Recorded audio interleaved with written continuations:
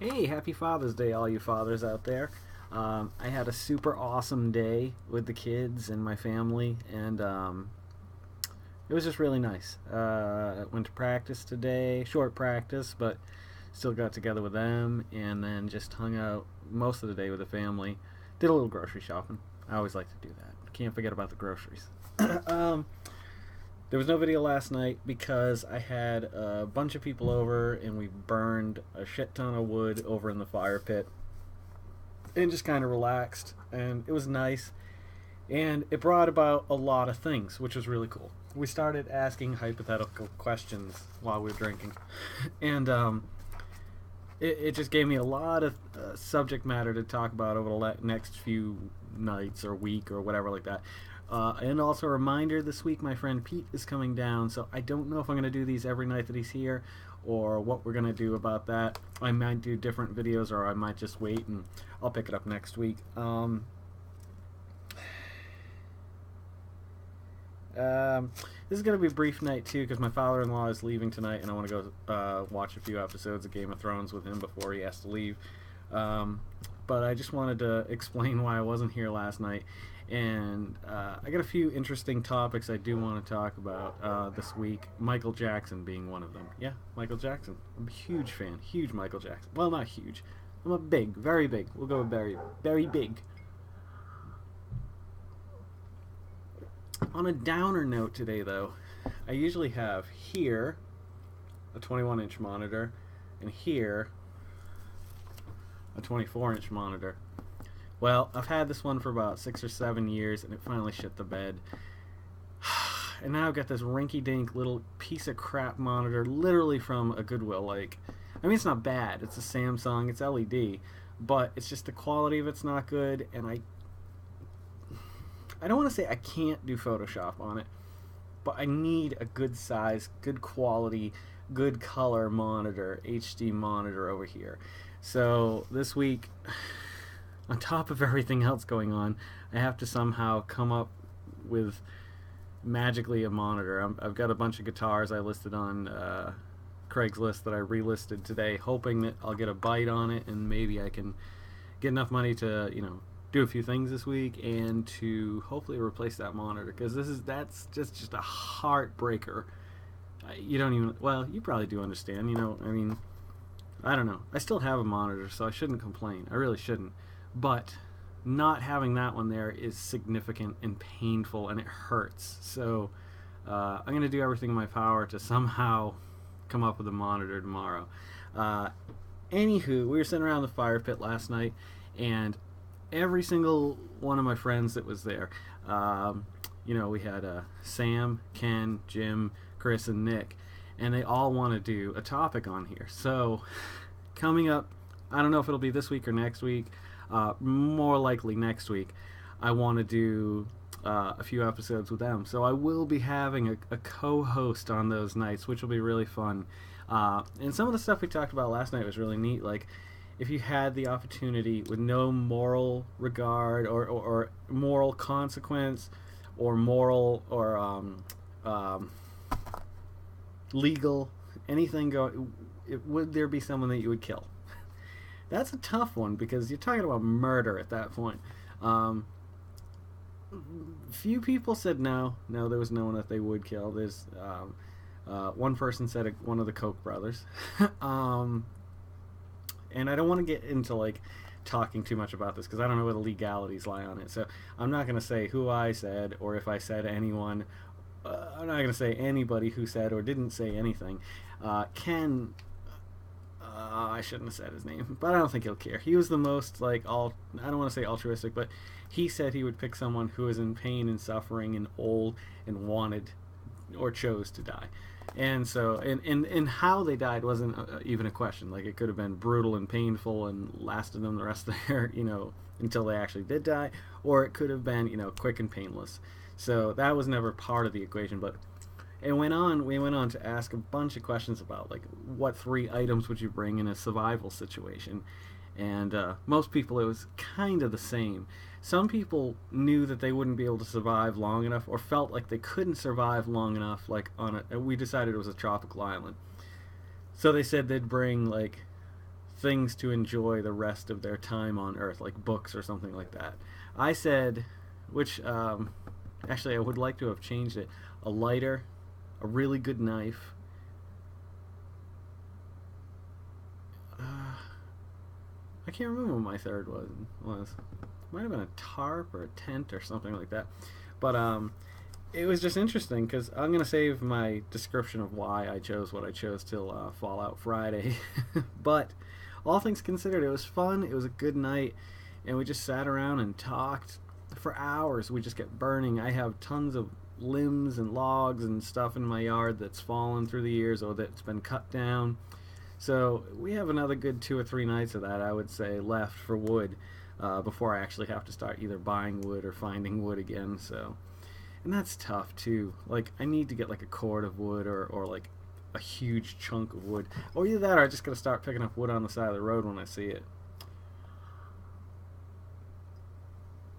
The reason why I'm not talking about Michael Jackson or going into detail about all the topics is because I'm just, this monitor thing is really bringing me down. I know I shouldn't let it. Like, I shouldn't let the fact that I lost one of my 2 monitors, bring me down. But it really is, like, it was such a good day. Like, I hate when something so superficial as that, like, can ruin the whole day. And it didn't ruin the whole day. I had a wonderful day and nothing could have ruined that. But I just keep dwelling on it and thinking about it. I'm like, shit, what am I going to do? I can't work. I mean, it's like I said, I could, if I absolutely had to do work in Photoshop this way, I could, but it's going to be unproductive and like, I need another monitor. So I am on a quest. I got to figure out what I can sell tomorrow, or I don't know. I have no idea. I'm going to have to hit all the Goodwills and hope I get lucky on a big monitor because, yeah, I just cannot deal with it. It's so weird. It's nice having the space open over here, but monitors have come down so much in price that I think I can get a decent sized one for a decent price. So I'm not too worried, and I shouldn't let it bother me.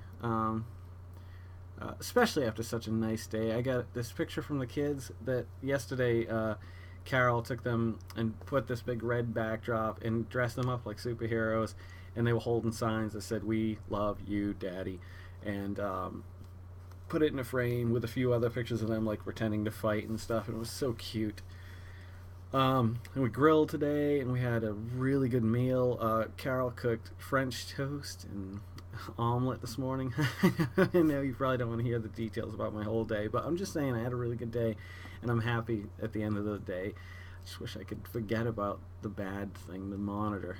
It's just funny, like something physical like that shouldn't bother me. I do want to talk about one last thing before I let you go tonight. It's going to be a short video night, and I promise tomorrow night's going to be good. I'm going to do my Oreo review, so you'll be getting that, my peanut butter cup Oreo review, and I'm going to probably pick one of the topics that we talked about around the fire pit, or Michael Jackson. I really want to talk about him. I haven't brought him up, and I think it's a good subject to bring up. So I've been having really intense dreams lately. The first one is just kind of weird. I don't know necessarily that it was an intimate relationship that I was having, but I had a dream that I was waiting for Adam Duritz to come off a tour with the Counting Crows. It must have been because my friend Sean commented on one of the videos about, my hair looking like his or something like that. And I'm a huge fan of him anyway, but it was really weird, like insanely weird. Like, we knew each other a little too well in this dream, but there was no like physical thing in the dream to lead me to believe anything more than that. But it was very odd, just odd feeling dream, but it was very realistic and crazy. Then last night I had 2 intense dreams, really intense, like very realistic dreams. The first one was Carol and I and the 2 boys were somewhere, I think it was like London. It was a city that looked or reminded me of London. And we were outside one night, and I think we were waiting for fireworks, or we were walking somewhere. We were on vacation, I remember this. And we looked up at the sky. It was very cloudy, but you could see these ships.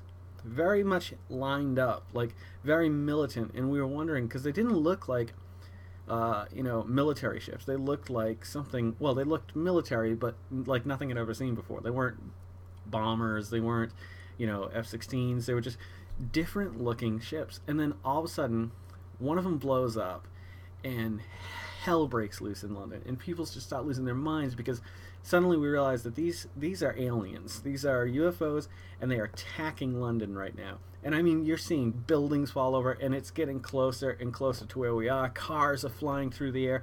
So finally, we start taking off, and we're running, and we're trying to stay with each other and stay close to each other. And we go into a parking garage, and all of a sudden we turn around, and the boys are gone, and it's just like in my dream, I felt like this intensity, like, oh my God, what the hell do I do? I mean, on top of the fact that we're being attacked by aliens, which felt so very realistic in the dream, I couldn't even consider worrying about that because I knew the first thing I had to do was find my boys. And so I heard Griffin crying, and I just stopped and I listened intently, and we ran down these stairs into a parking garage, and we found the two of them. But then, even after we found them, we came to this realization of, well, where do we go? What do we do? Nowhere is safe, apparently. And I got the idea in the dream to walk towards the chaos, figuring if they're bombing areas, they're going to leave that area alone for the time being at least. So that's when I woke up. But I woke up and I was so scared when I woke up for the safety of my children. I thought maybe the fire pit was still burning or something like that I had to get up and pee and then look out the window, and there was no fire and there was no aliens. But it was hard to get back to sleep after that. It took me probably like an hour or two to get back to sleep. Then I went to bed, and all of a sudden, in my next dream, which I think nothing of it because I'm just, having a dream, but it felt very real. I was back in my old house in Massachusetts in my front bedroom. Well, I think it was the office before we moved. Yeah. It was a big room, probably about 14 by 16, huge room. And I'm sitting at a table just doing something on my phone, and I look up, and Colin Moriarty from the Game Over Greggy show is sitting across from me, and he's typing something on his phone. He puts it down, he spins it around, he says, "So, say hi to everybody." And so somehow I realized that I am sending a message through his Twitter. I don't know why. But we ended up getting to talking, and we agreed that we needed to do some kind of a show together. And there was another guy off to the left. I don't know who the hell this guy was. He was on his phone the whole time. But we ended up recording this, and we're sitting there talking, and the fact that he's a Republican came up, and I'm a Democrat, and so we just started talking about it. And it was such an interesting debate that we were talking about in this this dream that and it felt so real. I was just like, this is kind of odd. And then finally it came out that I'm like, I want a job at IGN. I think that's the thing, is I can't stop thinking about this. By the way, I want to put a link, if I can figure out how to do it. They're having a contest over at IGN right now to win a dream job. It's not just them, it's Sports Illustrated and 3 other companies, IGN being one of them. And so I entered my information in, but I have no idea how you can vote for me. I would love it if you could. If you go to my Facebook page, the link is on my timeline, but no one can figure out how to actually endorse me for the position. So I don't know how to get there. I don't know how to do it. If somebody can figure it out, all the power to you. I have tried putting the link that they said to share on my Facebook, and I do have 1.25 or 1.5 endorsement points, whatever that means. But I've read it, and I've tweeted it, and I don't think anybody can figure out how to actually endorse me. So it really sucks. So yeah, if you can figure it out, that would be awesome. Because I would love the opportunity to win that dream job and do what they do, because what they do is awesome. And I know it's a job and work is work, but it seems like I said, I've always felt like California was calling me the last 4 or 5 years. I don't know why, and maybe this is it. Maybe this is time. Maybe this is the sign for me to get the hell out of here and do this. And so I've been trying very hard to figure out how to do this. And I don't have probably a quarter of the friends of somebody who's going to win this thing, but I want to do my best to at least try, so that I can't be like, this idiot won and I didn't. Not that whoever wins is an idiot, but I just don't want to not try and then be like, that could have been me. You know what I mean? Anywho. So like I said, I'm going to put the boys down tomorrow night. Then we're going to dig in. We're going to do our Oreo review. And I'm going to share that with Greg Miller. He always says to put it down below in the comments. So I'm going to do that. And hopefully he finds... I don't know what kind of hiring power he would even have over there or anything like that. But he seems like him and his friends, the Game Up Greg show, I felt like we were doing that last night around the fire pit without ever intentionally doing it. I tried recording it on my phone, but it was just too dark. So we are going to do it again coming up soon. And I'm going to try to do a group session with everybody at my dining room D&D table. And hopefully have a video to show you with that. And then also individually, I want to have the guys on the show, and I think it'll be fun. And they were all really excited about it, so I'm really glad about that. I still need to get the guys from the band in here to do something too. So, anywho, I'm gonna call it a night. Like I said, it's been a long day. A lot more ups than downs, but I need to go rest and just not think about anything for a little while. So. I hope you guys, especially anybody who's a father out there, had a great Father's Day, as good as I did. And please, if you're loving these, subscribe, pass them along to anybody who might think would like them as much as you and I do. Share it on your Facebook, on your Twitter, if you don't mind. That'd be great. If not, I totally understand. And don't forget to make someone smile tomorrow. A stranger, a best friend, whoever. And make something better yourself. Make yourself better than you were today. And let's make the world spin a little happier together. And hopefully tomorrow I'll have a new monitor and I'll be happier. Because otherwise I'm going to be mad. So you guys have a great night. Thanks for always coming back and always checking these out. And I promise tomorrow's going to be a lot more fun and exciting and more uplifting. And we'll figure something out. So you guys have a great night. And I'll see you tomorrow night on episode 85 of The Road to 40.